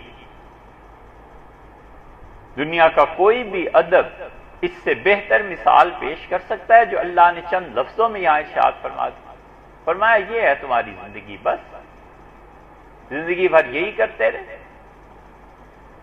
انجام کیا نکلا؟ ایک تفسیر۔ دوسری تفسیر، انما الحیات الدنیا، لوگوں یہ جو تمہاری دنیا کی زندگی ہے نا، اس میں مجموعی اعتبار سے یہ سب چیزیں جو شامل ہیں پڑھی گئیں، ایک تفسیر، اور ایک یہ کہ یہ جو تمہاری مجموعی اعتبار سے زندگی ہے اس میں یہ چیزیں ہیں، اور اچھی بھی ہیں بری بھی۔ کوئی آدمی اگر کھیلتا ہے خدا کے سارے احکامات کو پورے کرنے کے باوجود تو ٹھیک ہے، کوئی حرج نہیں ہے، ورزش ہے، ایکسرسائز ہے، کھیلنا ہے۔ بحقی میں روایت آئی ہے، حضرت رسالت پناہ صلی اللہ علیہ وسلم نے فرمایا لوگوں کو کھیلنے سے منع نہ کرو، ایسے نہ ہو کہ لوگ یہ کہیں کہ محمد صلی اللہ علیہ وسلم کا دین اتنا تنگ ہے۔ اس روایت کو فتاوی کی صورت میں احمد رضا خان صاحب فتاوی رضویہ میں لائے ہیں۔ اب یہ دنیا کی زندگی میں اچھے اور برے پہلو آ گئے۔ پہلے تو دنیا کی زندگی پوری، ایک تفسیر۔ دوسری تفسیر یہ کہ تمہاری دنیا کی زندگی میں یہ چیزیں ہیں جن کے اچھے پہلو بھی ہیں اور برے پہلو ہیں۔ لاحظ، چیزوں کے ساتھ تعلق، دلچسپی، زینت، زیبائش، آرائش۔ اللہ نے فرمایا خذوا زینتکم عند کل، ٹھیک یہی لفظ استعمال کیا کہ لوگوں زینت اختیار کرو جب تم نماز کے لیے آؤ۔ یہاں زینت کو برا کہا ہے اس وقت جب یہ دنیا کا ایک حصہ شمار کی جائے، اور زینت کو اچھا کہا ہے جب وہ اللہ کے لیے اختیار کی جائے۔ اسی لیے رسول اللہ صلی اللہ علیہ وسلم نکیر فرماتے تھے کنگھی نہ کرنا، بہت نکیر فرماتے تھے، بہت ناراض ہوتے تھے۔ ایک آدمی آیا بغیر کنگھی کیے، لمبے بال تھے، اس کے پیچھے ہٹ گئے۔ اس کا اللہ کے رسول کیا ہوا؟ آپ نے میں سمجھا کوئی جن آ گیا، ہاتھ نہیں ملایا، میں سمجھا کوئی جن آ گیا۔ بال جو بکھرے ہوئے، داڑھی جو بکھری ہوئی ہو تو کیا وہ صورت پیش کر رہا ہے؟ اس لیے ایک آدمی کو پیسے دیے، فرمایا کنگھی کیا کرو۔ اس کا اللہ کے رسول ہیں، فرمایا پھر خرچ کیوں نہیں کرتے؟ میں کنگھی لو۔ خوشبو بہت استعمال، اتنی حضور صلی اللہ علیہ وسلم خوشبو استعمال کرتے تھے کہ جس راستے سے گزر جاتے تھے، ابن مسعود رضی اللہ عنہ کہتے ہیں ہم اس راستے میں خوشبو سے تلاش کر لیتے تھے کہ وہ خوشبو جو اب ہم سونگتے تھے تو ہم سمجھتے تھے کہ ابھی حضرت یہاں سے گزرے، ابھی یہاں سے تشریف لے گئے ہیں، یہ خوشبو انہی کے استعمال۔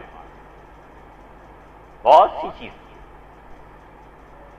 سواریوں کے لیے گھوڑے بکنے آتے تھے، سب سے اچھی سواری رسول اللہ صلی اللہ علیہ وسلم اپنی سب سے اچھا گھوڑا پسند کرتے۔ ایک مرتبہ مدینہ منورہ میں افواہ اڑی، کچھ کہ پتہ نہیں کیا ہو گیا، دھماکہ ہوا یہ، تو آپ نے حضرت طلحہ رضی اللہ عنہ سے گھوڑا لیا اور رسول اللہ صلی اللہ علیہ وسلم سارا شہر گھوم کے واپس آئے اور آپ نے کہا وجدنا لا بحرا، تمہارا گھوڑا اس کی چال تو سمندر کی رفتار، سمندر کی روانی۔ ترجمہ کیا کرتے ہیں ہم نے تمہارے گھوڑے کو سمندر پایا، نہ لکھنے والا شاید سمجھے اور نہ پڑھنے والا سمجھے۔ اس کا ترجمہ یہ ہے کہ تمہارے گھوڑے میں سمندر کی روانی، تمہارے گھوڑے کی چال سمندر کی طرح رواں۔ ترجمہ بھی وہ کرنا چاہیے نا جس سے کم اردو پڑھے کوئی تو سمجھ تو آئے نا کہ ہے کیا۔ ایسے ایسے ترجمے کرتے ہیں، ہنسی چھوٹتی۔ اس لیے یہ اچھے معنی میں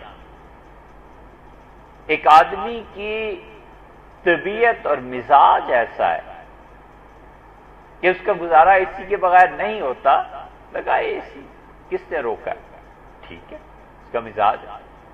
ایک آدمی ہے اسی سے وحشت ہوتی ہے، کہتے ہیں سر درد ہونے لگتا ہے، بند کرو پنکھا کافی، بالکل ٹھیک ہے سر پنکھا کافی، کوئی حرج نہیں۔ اپنے اپنے مزاج کی بھی بات ہوتی ہے۔ کئی جگہ ایسے ہوتا ہے کہ پنکھے کی ہوا شوہر کے لیے ناگوار ہے، وہ کہتا ہے اسی جگہ، بیوی کہتی ہے میں اس کمرے میں نہیں رہ سکتی دوسرے کمرے میں۔ ہر ایک کا مزاج ہے اپنا اپنا۔ اللہ فرماتے ہیں یہ سب چیزیں تفاخر بینکم، فخر ہے ایک دوسرے کے مقابلے میں۔ ایک آدمی کہتا ہے کہ پیسہ تو میرے اکاؤنٹ میں ہے جناب، اور ایک آدمی کہتا ہے یار اللہ نے مہربانی کیا کچھ پیسہ جمع ہوا۔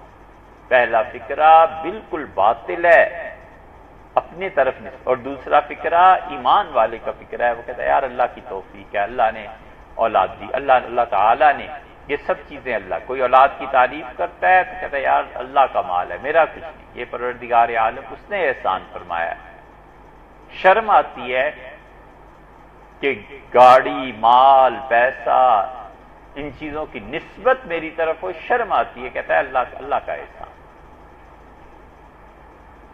اس لیے کہ اسے 4 ٹائروں سے زیادہ 4 آدمیوں کی یاد رہتی ہے کہ ابھی تو فی الحال میں ہوں نا ڈرائیونگ سیٹ پہ، اور کسی دن 4 اور ڈرائیونگ سیٹ پہ آ جائیں گے اور اٹھا کر لے جائیں۔ بھولے سے بھی نیکی کا انتصاب اپنی طرف نہیں کرتا کہ میں نے کہتا نہیں اللہ کی توفیق، نیکی ہے تو کیا پتہ ہے یار، اللہ قبول فرما لے تو اچھا ہے، نہ قبول کرے تو وہاں کیا اجارہ ہے ہمارا۔ اس لیے اچھے معنی میں بھی ہو سکتا ہے، برے معنی وَتَكَاثُرٌ فِي الْأَمْوَالِ وَالْأَوْلَادِ، اور مال کی کثرت اور اولاد کی کثرت۔ اولاد میں بھی بیٹے زیادہ ہوں، اس لیے کہ قوت بازو ہے نا کل کو کام آئیں، اور نہیں جانتے کہ رسول اللہ صلی اللہ علیہ وسلم نے بچیوں کو دیکھا اور آپ نے فرمایا کُنَّ لَهُمْ سَتْرًا، یہ بچانے والی ہوں گی اپنے باپ کو قیامت کے۔ حدیث میں آتا ہے جہنم کا حکم ہو جائے گا باپ کو، بیٹیاں چمٹ جائیں گی اور کہیں گی پروردگار ہمارا باپ ہے اسے معاف فرما دے، اور اللہ کہے گا بیٹیوں کی سفارش میں باپ کے حق میں قبول کرتا ہوں، لے جاؤ اپنے والد کو جنت۔ یہ بچیاں یہ قیامت کا ذخیرہ ہے، یہ لڑکی یہ قیامت میں اللہ کہتا ہے وَإِذَا الْمَوْءُودَةُ سُئِلَتْ بِأَيِّ ذَنبٍ قُتِلَتْ، اور قیامت میں ہم پوچھیں گے یہ زندہ گاڑ دی جانے والی کس جرم میں ماری گئی؟ اس بیچاری کا کیا جرم تھا کہ تم نے زمین میں اسے گاڑ دیا تھا؟ اسی لیے رسول اللہ صلی اللہ علیہ وسلم بہت نصیحت فرماتے تھے کہ دیکھو عورتوں کے حقوق کا خیال رکھنا، بچیوں کے حقوق کا خیال رکھنا، وہ غلام نہیں بن جاتی۔ شوہر اور بیوی کے درمیان کوئی تعلق اصلاً نہیں ہوتا، ماں اصل تعلق ہے، بہن اصل تعلق ہے، ایک کسی خاندان کی دوسرا کسی خاندان کا، ایک نکاح کے بندھن نے انہیں باندھا ہے، وگرنہ حقیقت میں ان کا کوئی تعلق نہیں۔ عدت پوری ہوئی وہ دوسرا نکاح کر لیا، یہ تدفین کر کے آیا اگلے دن شادی رچا لیا، اصلاً ان دونوں میں کوئی تعلق نہیں۔ اسی لیے خدا نے دونوں کا مال بھی الگ رکھا ہے، اور خدا نے یہ بتایا ہے کہ تمہاری زر خرید باندھی، کیا تمہارا تو اس سے کوئی ایک نکاح کے بندھن کے علاوہ کوئی تعلق ایسا نہیں ہے؟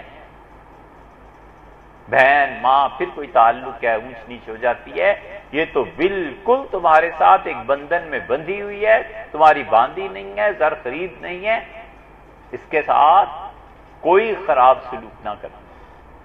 اسی لیے سورہ النساء میں اللہ نے بار بار عورتوں کے حقوق جو بیان کیے ہیں، اور خاص طور سے مذہب کے نام پہ استحصال، مذہب کے نام پہ بچیوں کو وراثت سے محروم کرنا اب تک چلا آ رہا ہے، کون پوچھتا ہے؟ خاص طور سے بیٹوں کے مقابلے میں انہیں کم تر سمجھنا، ان بچیوں کے حقوق کا خیال نہ کرنا، اور معاذ اللہ استغفر اللہ ایسے جاہل ناہنجار بھی دیکھ کے شے دے کے بیٹے کو آگے بڑھاتے ہیں تاکہ بچی کو احساس ہو کہ تم کچھ نہیں ہو، میرا بیٹا ہی سب ہے۔ کوئی اسلام کا ان چیزوں سے تعلق؟ اسی لیے اسلام بدنام ہوتا ہے کہ وہ لوگوں کے حقوق پورے نہیں کرتے، اور مسلمان کا فعل اسلام گنا جاتا ہے کہ چونکہ مسلمان نے کیا لہذا اسلام نے اسے تعلیم دی ہوگی، اس بیچارے کو خود پتہ نہیں ہے کہ اسلام کیا ہے۔ حضور صلی اللہ علیہ وسلم نے فرمایا قیامت میں تمہاری بیٹیاں تمہارے اور جہنم کے درمیان آ جائیں گی، اور آپ نے فرمایا تمہاری بیٹیاں صرف شفاعت کریں گی اور یہ تمہیں جنت میں لے جائیں گی۔ بہت بڑی چیز فرمائی ہے، آخرت کا ذخیرہ ہے۔ آپ نے فرمایا تم میں سے اللہ نے جس کی آزمائش کی اور اسے 3 بیٹیاں دے دی، پھر اس نے اپنی بیٹیوں کو ادب سکھایا، پھر اس نے اپنی بیٹیوں کو تعلیم دی، پھر رسول اللہ صلی اللہ علیہ وسلم فرمایا تم میں سے کسی آدمی کی 3 بہنیں ہو گئیں اور اس نے اپنی تینوں بہنوں کا خیال رکھا اور انہیں تعلیم دی، اور حتیٰ کہ اس نے ان کی شادی کر کے انہیں گھر پہنچا دیا، یہ آدمی تو بالکل بخشا گیا، فرمایا اس کی مغفرت ہو۔ ایک آدمی اٹھے صحابی، ان کا اللہ کے رسول اور 2، اور آپ نے فرمایا 2 بھی، اور سیدنا عمر رضی اللہ عنہ کا مجھے اچانک اٹھنا پڑ گیا کسی وجہ سے، تو میں اپنے کسی کام سے جلدی جانا پڑ گیا، میں فوراً بھاگا، مجھے یاد نہیں کہ رسول اللہ صلی اللہ علیہ وسلم نے 1 کا کہا تھا۔ اس لیے اپنی بچیوں کی تعلیم، تربیت، ان کا خیال، انہیں گھر پہنچانا، شادی بیاہ کے لیے اچھے رشتے تلاش کرنا، یہ سب کا سب اس میں شامل ہے کہ انسان اپنی اولاد کو ٹھکانے لگائے، اپنی اولاد کی فکر نہیں، وہ جو مرضی کرے، باقی سارے جہان کی فکر ہے کہ سارا جہان کی۔ یہ کیا طریقہ؟ اس لیے ہمیشہ اپنی اولاد پہ مال خرچ کرنا، جان خرچ کرنا، اپنی اولاد کو اچھائی کی راہ دکھانا، یہ اصل میں شریعت کا ہے۔ اللہ کہتا ہے یاد رکھو کمثل غیث، اور اس کی مثال تو ایسے ہی ہے جیسے بارش نازل ہوئی، عجب الکفار، اور کسانوں کو بڑی اچھی لگتی ہے، نباتہ ثم یہیج فتراہ مصفرا، اور وہ پھر اپنی کھیتی کو دیکھتا ہے، لہلہاتی ہوئی کھیتی کو، اور پھر اس کی کھیتیاں کیا ہوتی ہیں؟ پک جاتی ہیں، ثم یکون حطاما، اور اس کے بعد اس کی کھیتیاں بالکل راکھ بن جاتی ہیں، مٹی میں مل جاتی ہیں، کسان خوش ہوتا ہے، فصل لہلہا رہی ہے، بیج اس نے ڈالے تھے، اور تیار ہو گیا سارا باغ، سارا کچھ، اور اچانک بارش شروع ہو گئی، اچانک اولے برسنے لگے، رات کو کسی نے اٹھ کے سارے گندم کے کھیلان میں آگ لگا دی، ثم یکون حطاما، اللہ کہتا ہے پھر سب کچھ تباہ ہو گیا، اس کا برباد ہو گیا، اب اس کھیتی کا کیا فائدہ اور کیا کرنا؟ اسی لیے اللہ تعالی نے مثال دی، وہ جو تل ہوتا ہے نا، اس تل پہ چیزیں اگتی ہیں، تل ابیب، یہ ہے نا اسرائیل میں، یہ تل ابیب ہے، تل ابیب پڑھتے رہتے ہیں سارا دن، اردو بھی نہیں پڑھنی آتی جائے کا، تل ابیب ہے یہ، تل ٹیلا، اونچی جگہ، اللہ تعالی نے فرمایا ہے اس تل پہ، اونچی جگہ پہ فصل لگاتا ہے، اور ایک تل توئے کے ساتھ، وَإِن لَّمْ يُصِبْهَا وَابِلٌ فَطَلٌ، اور اگر بارش نہ بھی برسے تو رات کی اوس ہی کافی ہو جاتی ہے اس کھیتی کو اگانے کے لیے۔ اللہ فرماتے ہیں بڑھاپے کا زمانہ اور اس کی کھیتی تباہ ہو جائے، اس سے پوچھو پھر کیا ہوگا۔ بالکل ایسے ہی ارشاد فرمایا کہ تمہاری دنیا کی جتنی زندگی کی محنتیں ہیں یہ قیامت میں سب بیکار چلی جائیں تو پھر کیا ہوگا؟ وَفِي الْآخِرَةِ عَذَابٌ شَدِيدٌ، اور آخرت میں تمہیں شدید عذاب ہوگا۔ ایک راہ یہ ہے وَمَغْفِرَةٌ مِّنَ اللَّهِ وَرِضْوَانٌ، اور دوسری راہ یہ ہے کہ اللہ تمہیں بخش دے اور اللہ تم سے خوش ہو۔ یہ دو راہوں میں سے ایک کا تم نے انتخاب کر دیا، اللہ کی ناراضگی مول لے لو اس دنیا کے غلط استعمال سے، اور اسی دنیا کے صحیح استعمال سے اللہ کی خوشی حاصل کر لو۔ تم پہ پیسہ ہے، مال ہے، سب چیزیں ہیں، عیاشی میں اڑا دو، تمہاری مرضی ہے، اور اس کا نتیجہ یہ نکلے گا کہ آخرت میں شدید عذاب ہو، اور اسی پیسے، مال، عمر اور جان کو اللہ کی راہ میں لگا دو، اس کا نتیجہ یہ نکلے گا کہ اللہ تمہاری خطاؤں کو معاف کرے گا اور اللہ تم سے خوش ہوگا۔ وَمَا الْحَيَاةُ الدُّنْيَا إِلَّا مَتَاعُ الْغُرُورِ، اور لوگوں دنیا کی زندگی حقیقت میں کیا ہے؟ دھوکے کا سامان ہے بس۔ رسالت میں آپ صلی اللہ علیہ وسلم نے فرمایا بوڑھے کا دل دو چیزوں پہ جوان رہتا ہے، ایک تو وہ سوچتا ہے عمر ابھی اور ملے گی اور ملے گی، اور دوسرے مال کہ اور آئے گا اور آئے گا۔ حالانکہ کس نے دیکھا ہے کہ زندگی کتنی ہے؟ موت ہے، کسی بھی وقت آ جائے گی۔ اس لیے دو راہیں بتا دی کہ اس دنیا کا استعمال کر لو اور نتیجے میں جہنم خرید۔ عمر بن عبدالعزیز رحمۃ اللہ علیہ کے متعلق اور عبد الملک کے متعلق تاریخ میں ایک چیز آتی ہے، علماء لکھتے ہیں تاریخ کے مورخین، وہ کہتے ہیں عمر بن عبدالعزیز رحمۃ اللہ علیہ کے 11 بیٹے تھے، اور عبد الملک کے متعلق لکھا ہے اس کے بھی 11 بیٹے تھے، یا جو بھی نام ہے تاریخ میں دیکھ لینا۔ انہوں نے کہا کہ وہ خلیفۃ المسلمین تھا اور مرتے ہوئے اپنی اولاد کے لیے ایک ایک بیٹے کے لیے 11 بیٹوں میں سے کروڑوں چھوڑ کے مرا، اور ہم نے دیکھا اس کے بچوں کو دمشق میں بھیک مانگتے ہوئے۔ اور عمر بن عبدالعزیز رحمۃ اللہ علیہ کے بھی 11 بیٹے تھے، بلایا وفات کے وقت اور کہا میرے بچوں ایک رات جہنم کو جاتی تھی، اگر میں تمہارے لیے مال جمع کرتا، سرکار کے خزانے میں خرد برد کرتا تو تمہیں تول دیتا گویا سونے میں، لیکن اس کا انجام جہنم تھا۔ میرے بچوں میں نے وہ نہیں اختیار کیا۔ اور ایک اللہ نے کہا ہے کہ ان ولی اللہ الذی نزل الکتاب، میرا حقیقی دوست تو وہ مالک اللہ ہے جس نے کتاب کو نازل کیا، وَهُوَ يَتَوَلَّى الصَّالِحِينَ، اور صالح لوگوں کا مددگار اللہ ہی ہے۔ میرے بچوں میں نے تمہیں صحیح تعلیم دی، اگر صالح اور نیک رہو گے اللہ تمہیں ضائع نہیں کرے۔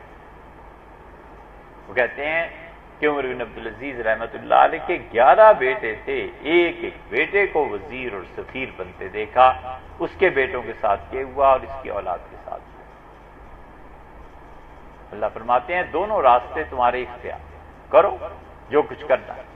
سابقوا الی مغفرۃ من ربکم، پھر ایک راستے کے متعلق کہا فرمایا آگے بڑھو، دوڑو، الی مغفرۃ من ربکم، اپنے پروردگار کی بخشش کی طرف۔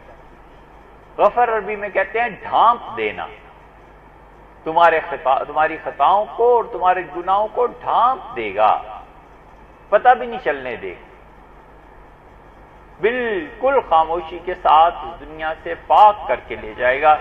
بھاگو، چلو، دوڑو اللہ کی بخشش کی طرف، اللہ بخشتا ہے، مہربان۔ بخشنے پہ آئے تو معمولی سی چیز پہ بخش دیتا ہے، ایک فکرے پہ بھی بخشش ہو جاتی ہے، اور عذاب بھی ایک فکرے پہ. حضور صلی اللہ علیہ وسلم نے اسی لیے زبان کے متعلق کہا کہ اسے احتیاط سے استعمال کرنا چاہیے. آپ نے کہا تمہاری زبان سے نکلا ہوا ایک جملہ اللہ کو اتنا پسند آتا ہے، اللہ فرماتے ہیں اس جملے کو لکھو اور میں اس سے ملوں گا جس دن، اس جملے کی وجہ سے خوشی سے ملوں گا. اور دوسرا جملہ فرماتے ہیں اس سے بھی لکھو اور میں اس سے ملوں گا اور اس جملے کی وجہ سے میں اس سے ناراض ہوں ہمیشہ کے لیے. سابقو، آگے بڑھو، الی مغفرۃ من ربکم، اپنے پروردگار کی بخشنے کی طرف. بخشش کا میدان بڑا وسیع ہے. ایک مرتبہ توبہ کر لے پھر بھول جائے کہ بس ہو گئی توبہ، اب گناہوں کو یاد کرنے کی بھی ضرورت نہیں، اللہ سے معافی مانگ. اسی لیے اللہ بار بار لوگوں کو کہتا ہے میری طرف رجوع کرو. یہی جگہ فرماتے ہیں من یغفر الذنوب الا اللہ، اور لوگوں اللہ کے علاوہ کون ہے جو گناہوں کو معاف کرے. ایک جگہ فرماتے ہیں کہ میرے بندوں سے کہیے لا تقنطوا من رحمت اللہ، اللہ کی رحمت سے کبھی مایوس نہ ہو. ایک جگہ فرماتے ہیں انہ لا یئس من روح اللہ، اور اللہ کے فیض، اللہ کی مہربانی اور اس کی رحمت سے تو بس وہی محروم ہوتا ہے، وہی مایوس ہوتا ہے، وہی مایوس ہوتا ہے جو گمراہ ہے. اس لیے کہتے ہیں آگے بڑھو، نیکی کے کام کرو. وجنت، اور محنت کرو اس جنت کے لیے، عرضھا کعرض السماء والارض، جس کا عرض اتنا ہے کہ تمہارا آسمان اور زمین کا جیسے عرض. عرض عربی میں کہتے ہیں پیش کرنا، کسی کے سامنے کوئی چیز رکھنا. کپڑا خریدنے جائیں نا تو عورتیں پوچھتی ہیں بر کتنا ہے، عرض کتنا ہے اس کا. وہ اس لیے کہ دکاندار کپڑے کو پیش کرتا ہے عرض کے، یہ طریقہ ہے کہ عرض چھوٹا ہوتا ہے نا تو خاتون اس کو ایک نظر میں دیکھ سکتی. جو ماہر ہوتا ہے نا کپڑا بیچنے کا، اس کا بھی ایک طریقہ اور ادب ہے. اب ماہر چونکہ ہوتے نہیں، تربیت ہوتی نہیں، اس لیے طول کھول دیتے ہیں. وگرنہ پہلے زمانوں میں جو ماہر تھے وہ عرض پیش کرتے تھے، بارڈر اس کے پکڑے دونوں طرف سے کنارے اور عورت کے سامنے رکھ دیا تاکہ پہلی نظر میں ہی وہ سارے کپڑے کو دیکھ لے کہ کپڑا کیسا ہے. یہ ادب وہ ہم نے سیکھا ہی نہیں. خیر ہماری پوری تہذیب ہی اس سے بری ہے. حضور صلی اللہ علیہ وسلم اتنا خیال فرماتے تھے کہ ایک آدمی کو دیکھا کسی کام کے لیے، اسے ایک جوتا پہنا اور بھاگ پڑا. بلایا اور فرمایا یا دونوں جوتے اتار کے چلو یا دونوں جوتے پہن. ادب ہے، احترام ہے. زندگی کی یہ صلاحیت، زندگی کی یہ چیزیں. تو عرض اس کو کہتے ہیں. اس سے مفسرین نے ایک تفسیر یہ بھی کی ہے کہ اللہ نے فرمایا جنت کے لیے کام کرو جس کا عرض تمہارا آسمان اور زمین ہے. یعنی زمین اور آسمان کی چوڑائی، لمبائی نہیں، لمبائی تو پھر پورے تھانوں کے تھان ہے نا.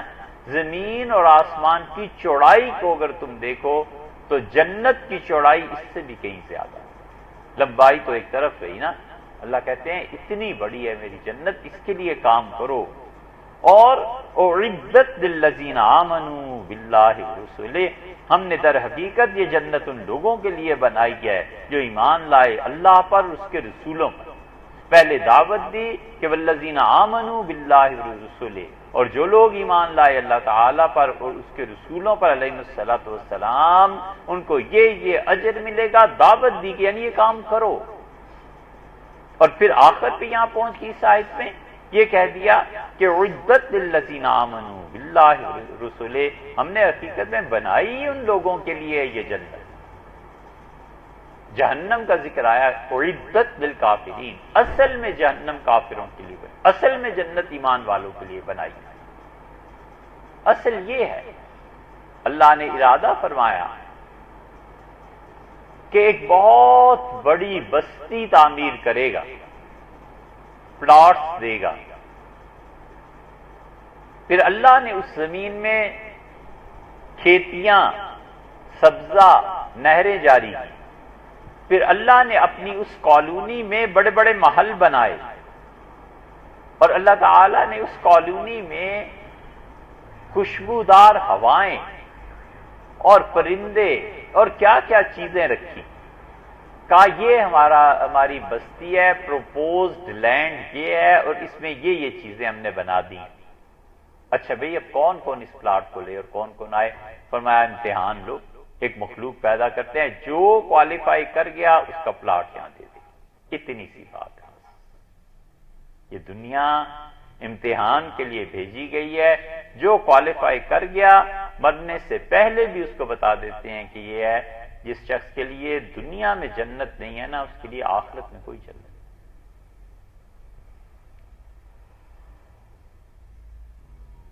اس لیے دنیا میں دکھا دیتے کہ جنت ہے، موت سے پہلے بشارتیں ہونے لگتی ہیں کہ یہ ہو رہا ہے، موت سے پہلے لینے والے آ جاتے ہیں، خاندان آ جاتا ہے، ماں باپ جو بخشے گئے دادا پردادا وہ آ جاتے ہیں، بتا دیتے ہیں کہ اب وقت قریب ہے، چلو تمہارا پلاٹ اور تمہارا مکان اور تمہارا گھر وہ سب ہم انتظار کر رہے ہیں کب آ رہے ہیں۔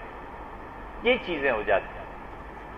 اس لیے اللہ کہتا ہے عدت ہم نے بنائے ہی ان کے لیے ہے، للذین آمنوا باللہ ورسولہ، جو اللہ پر ایمان لایا اور اس کے رسولوں پر علیہ السلام، ذالک فضل اللہ یؤتیہ من یشاء، اور لوگوں یؤتیہ من یشاء، جس کو چاہتے ہیں ہم اپنا فضل نصیب کرتے ہیں۔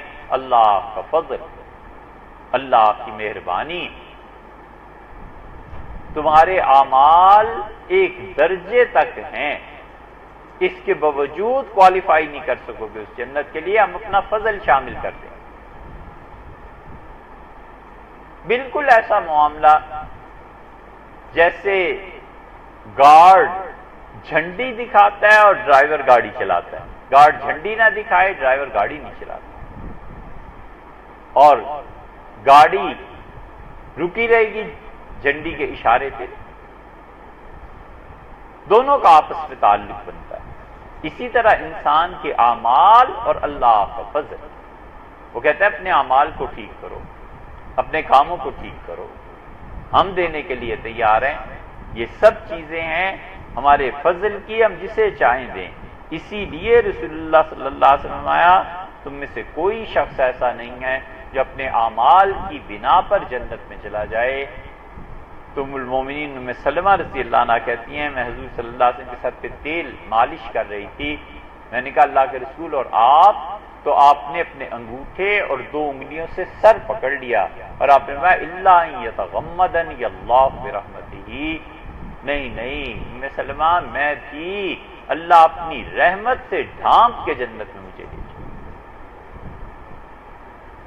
اعمال صحیح رکھے، اس کے نتیجے میں حق تعالی شانہ احسان، اور بغیر اعمال کے احسان فرمائے تو یہ تو اس کی شہنشاہیت ہے، کوئی روک تھوڑی ہے، اس کی مہربانی۔ ڈھونڈنے والوں کو دنیا بھی نہیں دیتے، کوئی قابل ہو تو ہم شان کئی دیتے ہیں، کوئی قابل ہو تو ہم شان کئی دیتے ہیں، ڈھونڈنے والوں کو دنیا بھی نہیں دیتی۔ جستجو، سفر، معرفت،